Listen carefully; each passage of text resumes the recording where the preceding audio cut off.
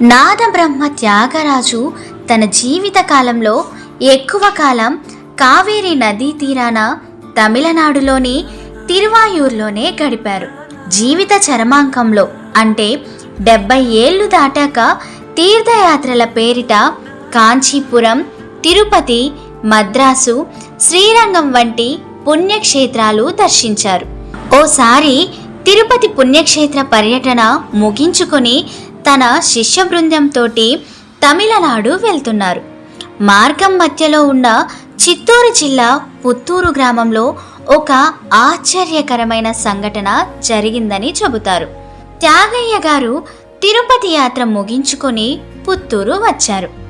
అక్కడ గుడి దగ్గర ఓ శవం ముందు ఒక ఆమె రోదిస్తూ కనిపించింది. ముందు రోజు రాత్రి ఆ గుడిలో తలదాచుకుందామని అనుకున్నాడు మరణించిన ఆ వ్యక్తి. అయితే గుడి గోడ దాటే ప్రయత్నంలో అక్కడున్న బావిలో పడి మరణించాడు.